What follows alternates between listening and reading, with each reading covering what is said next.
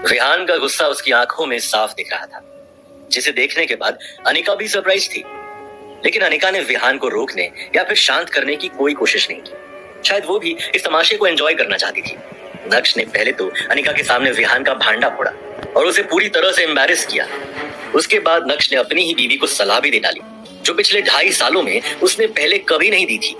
लेकिन अनिका की खरी खोटी सुनने के बाद अब नक्श कोई बात नहीं करना चाहता था।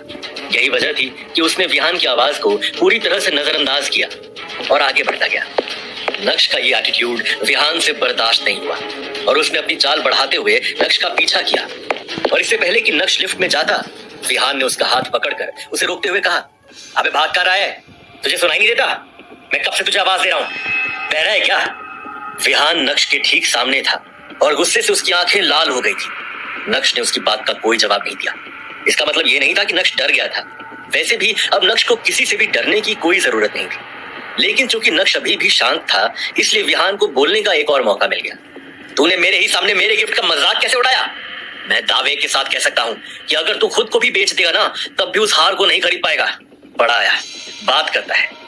और दूसरी बात, तुझे तेरी मार्केट वैल्यू पता होनी चाहिए। 0, डब्बा गोल। नक्श अभी भी सबके सामने हंगामा करने के मूड में नहीं था, लेकिन जब कोई आपकी खामोशी का फायदा उठाने लगे तो बोलना जरूरी हो जाता है। नक्श ने अपनी उंगली उठाई और पीछे की ओर इशारा करते हुए बोलना शुरू किया। पहली बात, ये जो पीछे खड़ी है ना, ये मेरी बीवी है, तो अच्छा होगा कि तुम इससे दूर रहो। दूसरी बात, मेरी बीवी को तुम जैसे इंसान से हीरे का हार लेने की जरूरत नहीं है। मैं उसे लाकर दे सकता हूं, इसलिए अपना ढोंगी दिखावा बंद करो। ये कहकर नक्श ने अपनी एक नजर पीछे की ओर घुमाई और अनिका को देखकर मुस्कुराते हुए बोला, और हाँ, तीसरी बात, अगर जेब में नोट ना हो तो चिल्लर बजाकर दिखावा नहीं करते। नक्श ने विहान को अपने स्वैग के दर्शन करवा दिए थे। इसी के साथ नक्श ने विहान को एक बाजू धकेला और ऑफिस से बाहर निकल गया। नक्श के वहां से जाने के बाद कुछ देर तक विहान वहीं खड़ा रहा, लेकिन इतनी बेइज्जती होने के बाद वहां रुकने का कोई सेंस नहीं था। इससे पहले कि अनिका विहान से कुछ कहती, विहान ने तुरंत ही लिफ्ट का बटन दबाया और लिफ्ट के अंदर चला गया। तमाशा खत्म होने के बाद अनिका भी ऑफिस के अंदर चली गई। ये अंजी कॉर्पोरेशन का ऑफिस था, जिसकी चेयरमैन अनिका थी। अपने कैबिन में जाने के बाद अनिका गुस्से से आग बबूला हो रही थी। उसकी जलती आंखों के सामने सिर्फ नक्श का चेहरा घूम रहा था और वो जितना नक्श के बारे में सोच रही थी, उसका गुस्सा उतना ही बढ़ता जा रहा था। पिछले कुछ महीनों से अनिका की कंपनी के हालात ठीक नहीं थे। वो मुश्किल से उसे संभालने की कोशिश कर रही थी। क्या करें उसे समझ ही नहीं आ रहा था। तभी उसे विहान मिला और जब उसकी दोस्ती विहान से हुई, तब जाकर उसे पता चला कि वो एक बहुत बड़े परिवार से ताल्लुक रखता है। और बस यहाँ से अनिका ने विहान को अपने जाल में फंसाना शुरू किया। और आज विहान ना सिर्फ उसकी कंपनी का बिजनेस पार्टनर है, बल्कि मेजर इन्वेस्टर भी है। और विहान की वजह से ही अनिका की कंपनी अभी चल रही है। इस कंपनी के सारे लॉसेस विहान ही बेयर करता है और अनिका को इसकी बहुत जरूरत भी है। अनिका का विहान से दोस्ती करना कोई आसान काम नहीं था। कितने पापड़ बेलने के बाद वो उसके करीब आ रही थी। सब ठीक चल रहा था, सब कुछ अनिका के प्लान के मुताबिक हो रहा था, लेकिन नक्श ने आकर आज सब कुछ बिगाड़ दिया। क्या जरूरत थी उसे विहान को ऐसा कुछ कहने की? हार भले ही नकली था, लेकिन ये सब कहकर उसका ईगो हर्ट करने की क्या जरूरत थी? अब पता नहीं वो उसकी कंपनी में अपना पैसा इन्वेस्ट करेगा या नहीं। अब अनिका उसे कैसे मनाएगी? अगर गलती से उसने अपना पैसा रिटर्न करने के लिए कहा तो अंजी कॉर्पोरेशन तो बहुत बड़ी मुसीबत में पड़ जाएगी। उसके बाद क्या होगा? जावेरी खानदान को कौन संभालेगा? ये सोचते सोचते अनिका को खुद पर ही गुस्सा आने लगा। असल में गलती उसी की है। वो क्यों नक्श को उन दोनों के बीच में लाई? क्या जरूरत थी नक्श को ऑफिस साथ लाने की? अगर वो आज नक्श को अपने साथ नहीं लेकर आती तो अभी विहान उसके साथ बैठा होता। अंजी कॉर्पोरेशन के ऑफिस के बाहर आकर नक्श काफी खुला खुला महसूस कर रहा था और नक्श इस शुरुआत को बरकरार रखना चाहता था। तभी अचानक से नक्श का फोन बजा और जब उसने स्क्रीन पर अपने दादाजी का नाम देखा तो उसके चेहरे पर चालाकी वाली मुस्कान आ गई थी। यस मिस्टर भानुशाली, मैं भी आपको ही कॉल करने वाला था। कॉल उठाते ही नक्श ने अपने दादाजी से कहा, अच्छा नक्श बेटा, क्या तुम्हें अपने दादाजी की याद आई? जैसे ही यशवर्धन ने ये कहा, वैसे ही नक्श ने हंसते हुए जवाब दिया, अच्छा मजाक कर लेते हैं आप। मैं जानता हूं कि आपने भी मुझे किसी काम से ही कॉल किया है।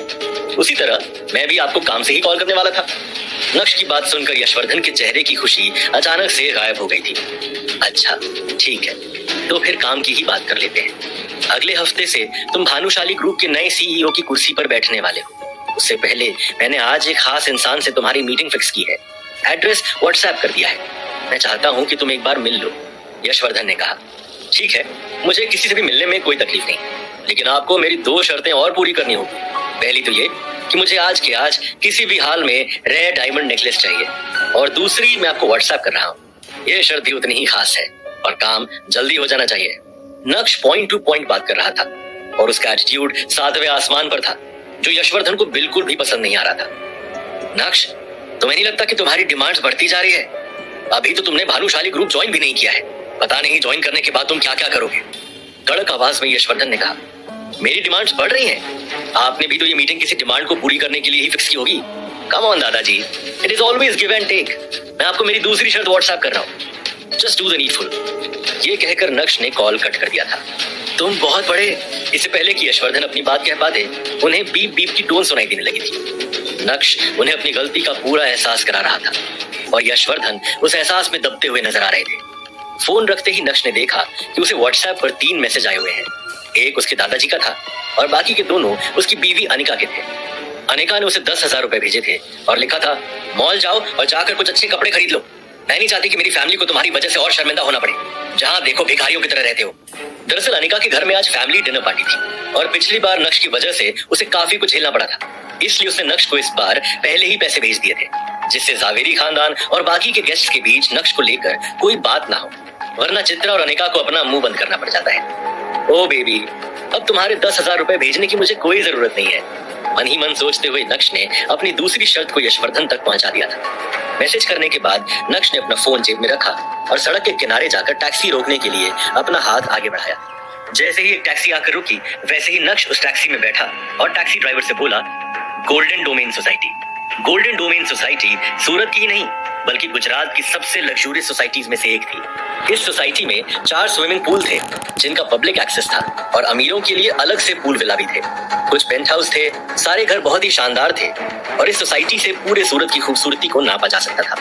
दरअसल यही वो जगह थी जहां नक्श के दादाजी ने आज उसकी एक सीक्रेट मीटिंग फिक्स की थी, लेकिन नक्श किससे मिलने जा रहा था इस बात की उसको कोई जानकारी नहीं थी। लेकिन जब नक्श वहां पहुंचा तो पूल विला के गार्डन में बैठे आदमी को देखकर उसका गुस्सा उबाल मारने लगा। उसने सोचा ही नहीं था कि जिस इंसान से वो मिलने आया है वो कोई और नहीं बल्कि उसका चाचा दर्पण भानुशाली होगा। ये जानकर नक्श अपने चाचा से बिना मिले ही वहां से जाना चाहता था और नक्श ने तो अपने कदम भी मोड़ लिए थे, लेकिन तभी अचानक से उसके कान में एक आवाज सुनाई पड़ी। नक्श, पिछली बार मैं तुमसे लगभग 2.5 साल पहले मिला था। तुम पहले से काफी अच्छे और कॉन्फिडेंट नजर आ रहे हो। अब चूंकि दर्पण भानुशाली ने नक्श से बात करना शुरू कर दिया था, इसलिए नक्श किसी का डिसरिस्पेक्ट नहीं करना चाहता था। नक्श के कदम दर्पण भानुशाली की तरफ बढ़ने लगे थे।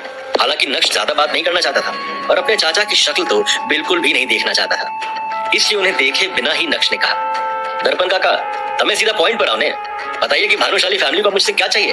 अगर आप ये सोच रहे हैं कि आपसे बात करके मैं डर कर भानुशाली ग्रुप का नया सीईओ बनने से मना कर दूंगा तो ये आपकी गलतफहमी है। मैं ऐसा कुछ भी नहीं करने वाला, कोई डाउट मत रखना।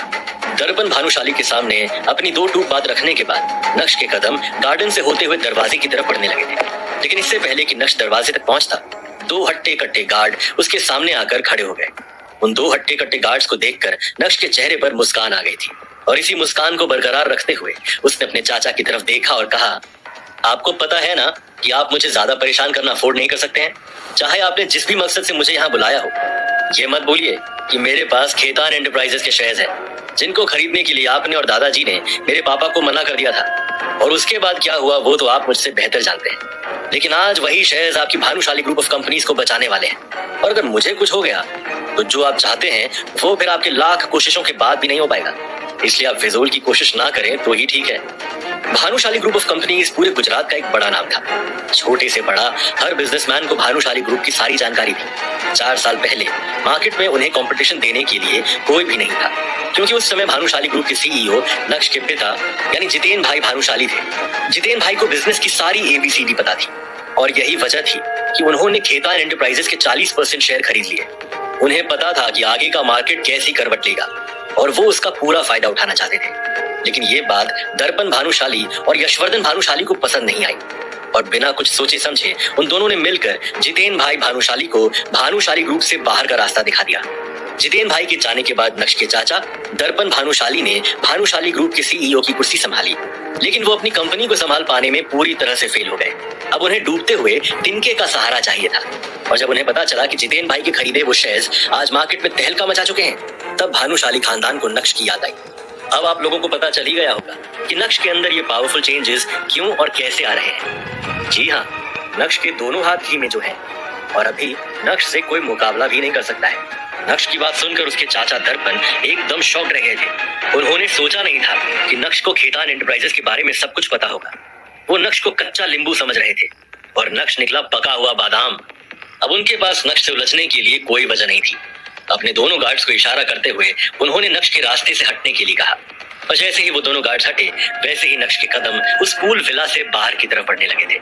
गोल्डन डोमेन सोसाइटी से बाहर आने के बाद जब नक्श ने अपना फोन चेक किया तो उसके व्हाट्सएप पर उसके एक दोस्त का मैसेज था जिसमें लिखा था, अबे तू कहां रह गया, आ रहा है ना, लेट मत कर।